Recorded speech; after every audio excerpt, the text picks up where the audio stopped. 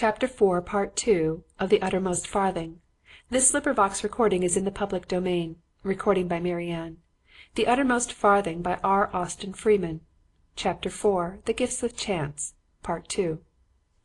As long as he had been with me, something of the old buoyant spirit of playfulness, that was my ordinary mood until my great trouble befell, had been revived by the absurdity of the situation. But his departure left me rather depressed, for his visit marked the final collapse of my scheme. Even if the criminal classes had been willing to continue the supply of anthropological material, my methods could not have been carried out under the watchful and disapproving eyes of the police. What, then, was to be done? This was the question that I asked myself again and again. As to abandoning my activities, of course, such an idea never occurred to me. I remained alive for a definite purpose: to search for the man who had murdered my wife and to exact from him payment of his debt. Of this purpose, the collection had been, at first, a mere by-product; and though it was gradually taking such hold of me as to become a purpose in itself, it was but a minor purpose. The discovery of that unknown wretch was the Mecca of my earthly pilgrimage, from which no difficulties or obstacles should divert me. The hint that ultimately guided me into new fields of research came to me by the merest chance. A few days after the visit of the detective, I received a letter from one of my few remaining friends, a Dr. Grayson, who had formerly practised in London as a physician, but who, owing to age and infirmity, had retired to his native place, the village of Shome, near Rochester. Grayson asked me to spend a day with him, that we might talk over some matters in which we were both interested; and, being now rather at a loose end, I accepted the invitation, but declined to sleep away from my home and my collection. It is significant of my state of mind at this time that, before starting, I considered what weapon I should take with me. Formerly I should no more have thought of arming myself for a simple railway journey than of putting on a coat of mail. But now a train suggested a train robber, a Lefroy, with a very unsubmissive Mr. Gold, and the long tunnel near Strood was but the setting of a railway tragedy. My ultimate choice of weapon, too, is interesting. The familiar revolver I rejected utterly. There must be no noise. My quarrel with the criminal was a personal one in which no outsiders must be allowed to meddle. I should have preferred the concussor, which I now handled with skill, but it was hardly a portable tool, and my choice ultimately fell on a very fine sword stick, supplemented by a knuckle duster which had been bequeathed to me by one of my clients after trial on my own countenance. And after all, nothing happened. I got into an empty first-class compartment, and when, just as the train was starting, a burly fellow dashed in and slammed the door, I eyed him suspiciously and waited for developments. But there were none. The fellow sat huddled in a corner, watching me and keeping an eye on the handle of the alarm over his head, but he made no sign. When we emerged from the long tunnel he was white as a ghost, and he hopped out on to Strood platform almost before the train had begun to slow down. I reached my bag down from the rack and got out after him, smiling at my own folly. The criminal was becoming an obsession of which I must beware if I would not end my days in an asylum; a fact which was further impressed on me when I saw my late fellow passenger, who had just caught sight of me, legging it down the station approach like a professional pedestrian and looking back nervously over his shoulder. Resolving firmly to put the subject out of my mind, I walked slowly into the town and betook myself to the London road; and though, as I passed the Falstaff Inn and crossed Gad's Hill, fleeting reminiscences of Prince Harry and the men in buckram came unsought, with later suggestions of a stage-coach struggling up the hill in the dark and masked figures creeping down the banks into the sunken road, I kept to my good resolution. The bag was a little cumbersome. It contained a large parcel of bulbs from Covent Garden that Grayson had asked me to bring, and yet it was pleasant to break off from the high road and to stray by well-remembered tracks and footpaths across the fields. It was all familiar ground, for in years gone by, when Grayson was in practice, we would come down together for week-ends to his little demesne, and often I would stay on alone for a week or so and ramble about the country by myself. So I knew every inch of the countryside and was so much interested in renewing my acquaintance with it that I was 20 minutes late for lunch.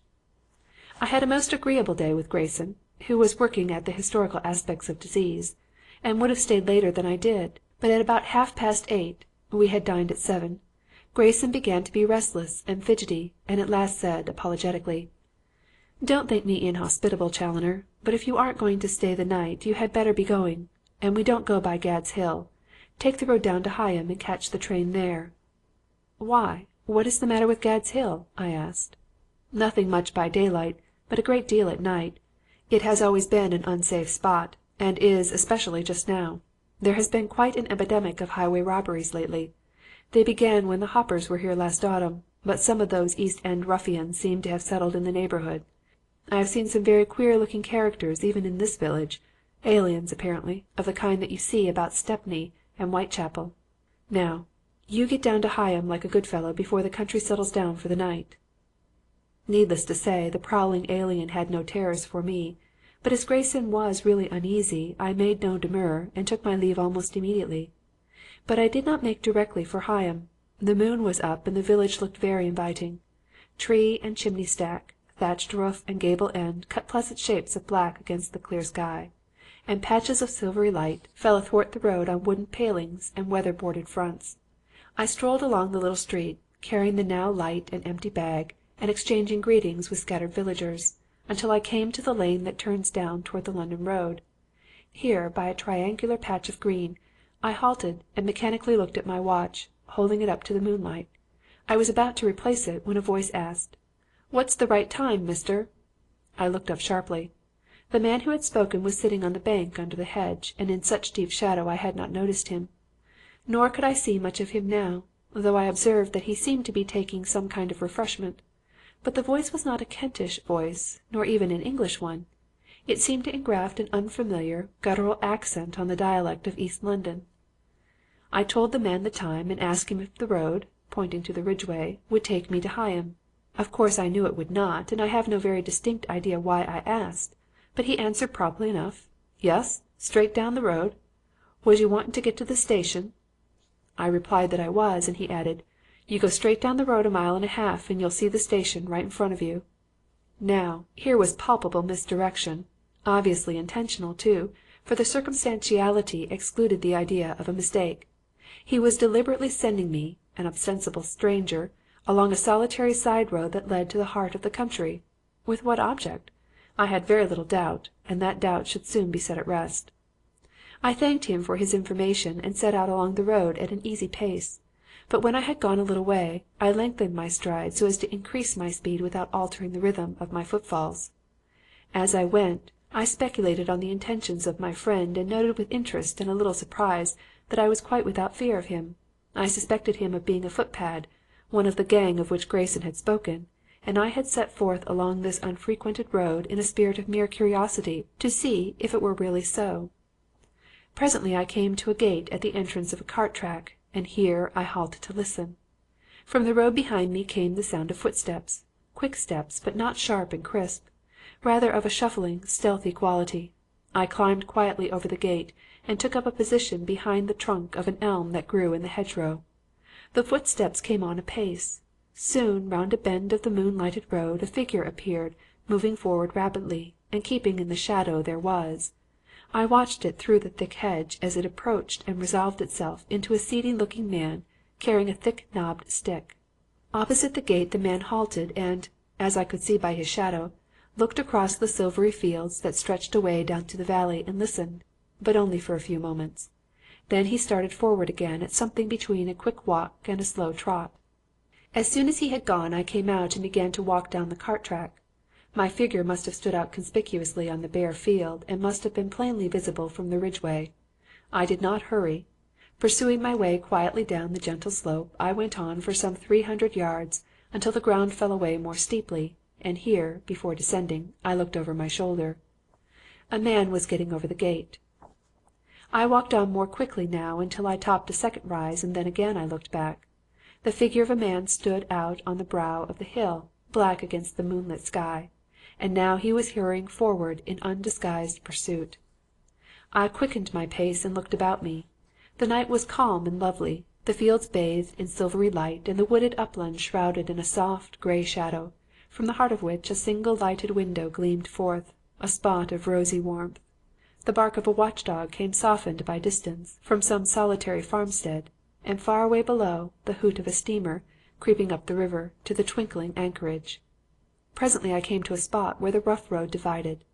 One well-worn track led down towards the footpath that ultimately enters the London road, A fainter track led, as I knew, to an old chalk pit where, in mysterious caverns, the farm carts rested through the winter months.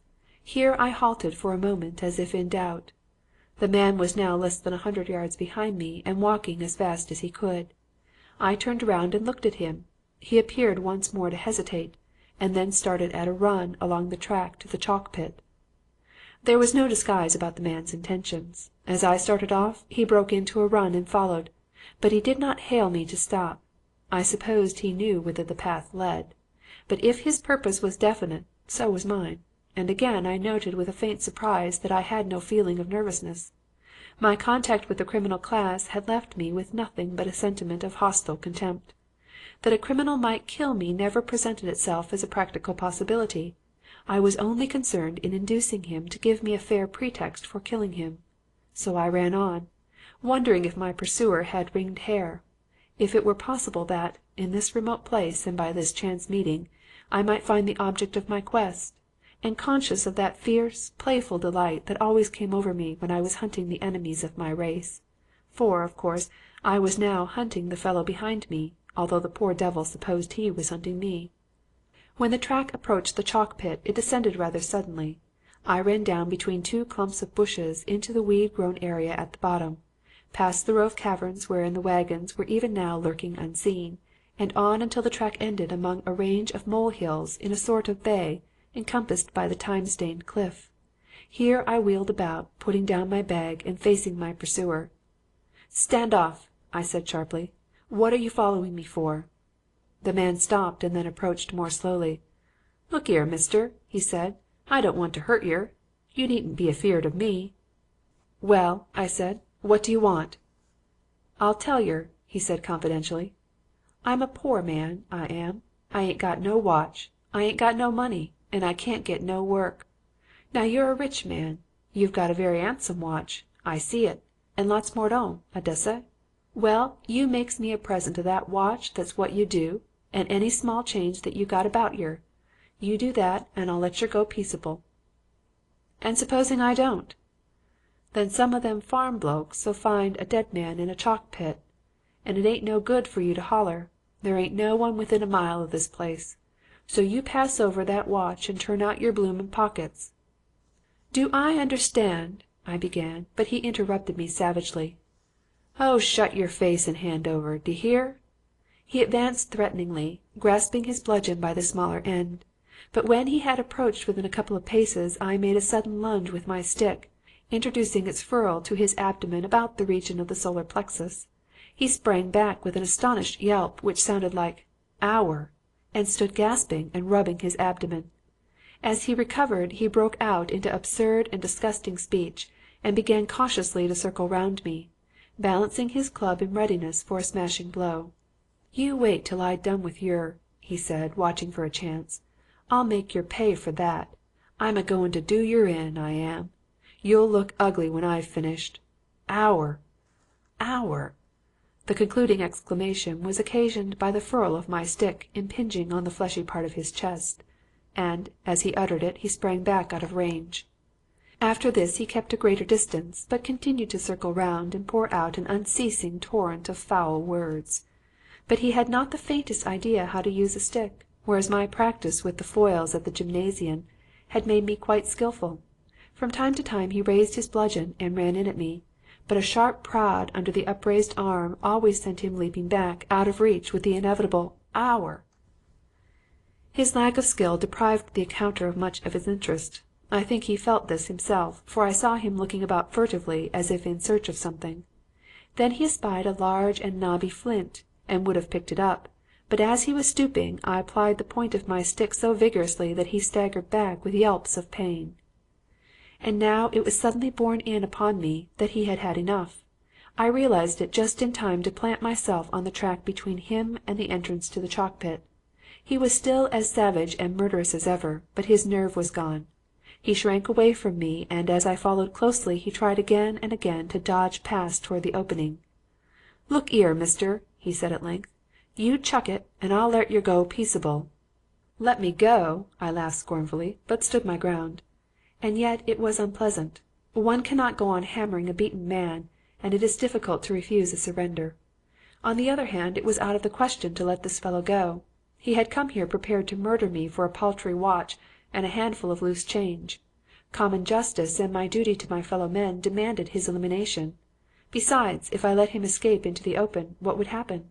The fields were sprinkled with big flints. It was practically certain that I should never leave the neighborhood alive. Even as I stood hesitating, he furnished an illustrative commentary on my thoughts. Springing back from me, he suddenly stooped and caught up a great flint nodule, and though I ducked quickly as he flung it and so avoided its full force, I caught such a buffet as it glanced off the side of my head as convinced me that a settlement must be speedily arrived at. Rushing in on him, I bore him backwards till he was penned up in the entrance of one of the caverns against the shafts of a wagon. Then suddenly he changed his tactics.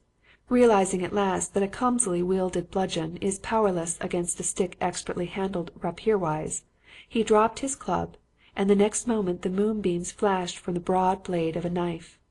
This was quite a different affair. He now stood on guard with the knife poised and his left hand outspread, ready to snatch at my stick. It was a much more effective plan, only he did not know that inside my stout malacca reposed a keen Toledo sword-blade. I slipped my thumb on the press-button of the sword-stick and watched him. From time to time he made a dash at me with his knife, and when I prodded him back he snatched at the stick. Again and again he nearly caught it, but I was just a little too quick for him, and he fell back gasping and cursing on the wagon shafts. And then the end came with inevitable suddenness. He rushed out on me with upraised knife. I stopped him with a vigorous poke in the chest, but before I could whisk away the stick he had clutched it with a howl of joy. I gave a final drive, pressed the button and sprang back, leaving the scabbard end in his hand. Before he had realized what had happened, he darted out, brandishing the knife, and came fairly on the point of the sword-blade. At the same moment I must have lunged, although I was not aware of it, for when he staggered back the handle was against his breast. It was over, and I had hardly realized that the final stage had begun.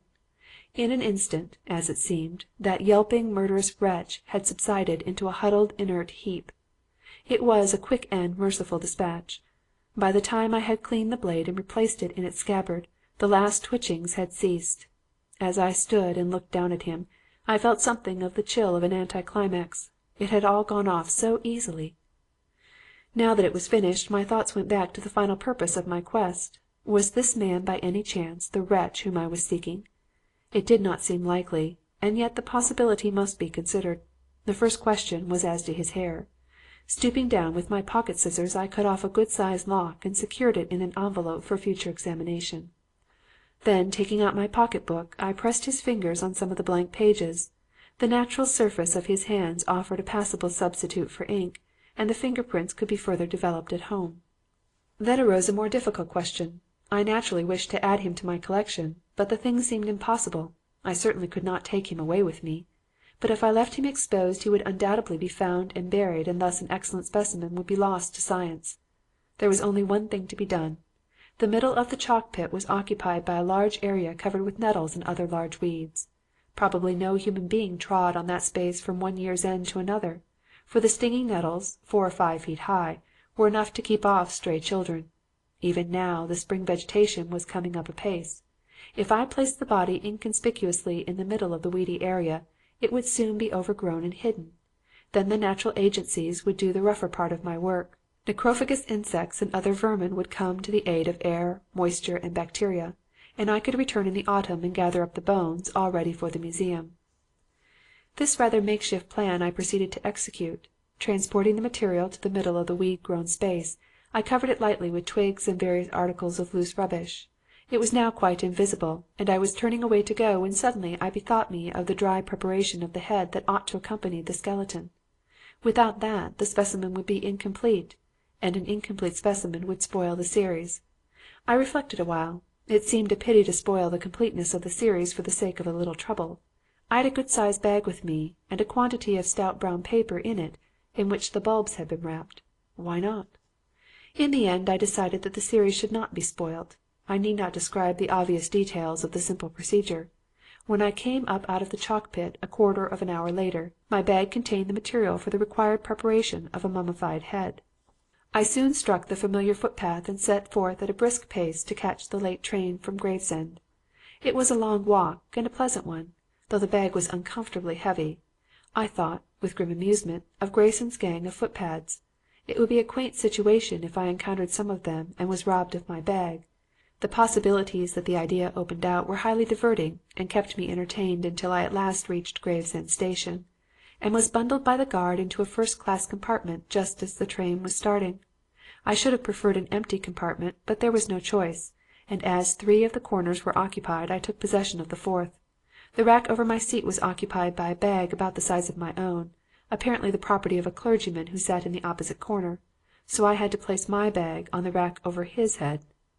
I watched him during the journey as he sat opposite to me reading the Church Times and wondered how he would feel if he knew what was in the bag above him.